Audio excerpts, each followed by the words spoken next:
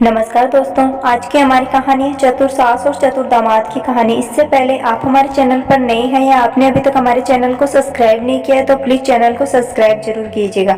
एक गांव में एक किसान रहता था। एक दिन उसने सोचा कि खेत की बुआई और जुताई का काम तो पूरा हो गया है, चलो ससुराल घूम आए। किसान जब ससुराल पहुंचा तो सास ससुर साले सभी बड़े खुश हुए। सास ने भी दामाद की अच्छी खातिरदारी की और दाल सब्जी में भी खूब सारा घी डाल दिया। भोजन करके दामाद को खूब आनंद आया। उसने फिर सोचा चलो फसल तो बो ही दी, फिर क्यों न ससुराल में एक दिन ऐसे ही रहकर बढ़िया बढ़िया भोजन किया जाए। फिर जाने दो 3 दिन बीत गए और दामाद घर से जाने का नाम ही नहीं ले रहा था। तो सास ने सोचा ऐसे तो दामाद जी सारा घी चट कर जाएंगे और बाकी बच्चों के लिए तो कुछ बचेगा ही नहीं। इन दिनों तेज सर्दी के कारण घी हंडिया में जमा रहा था, इसलिए उसे बिल्ली से बचाने के लिए उसे एक रस्सी से बांधकर छत पर लटका कर रखती थी। अब उसे एक युक्ति सूझी। जब भी दामाद खाने पर बैठता, सास उस हंडिया को उसके थाली के ऊपर उल्टा कर देती और हटा देती।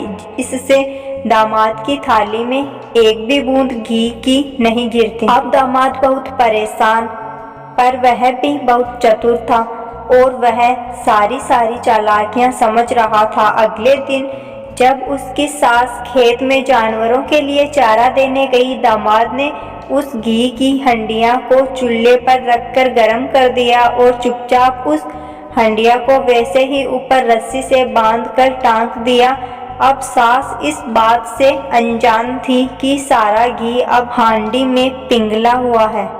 जब खाने का समय आया तो सास ने घर में खिचड़ी बनाई। फिर दामाद को खिचड़ी थाली में परोस दी। अब बोली, आइए दामाद जी खिचड़ी खा लीजिए। दामाद जी आकर बैठ गए और सास ने उसे थाली में खिचड़ी परोसी। फिर रोज की तरह उसने हंडिया ऊपर से उतारी और दामाद जी की थाली के ऊपर हंडिया उल्टी कर दी।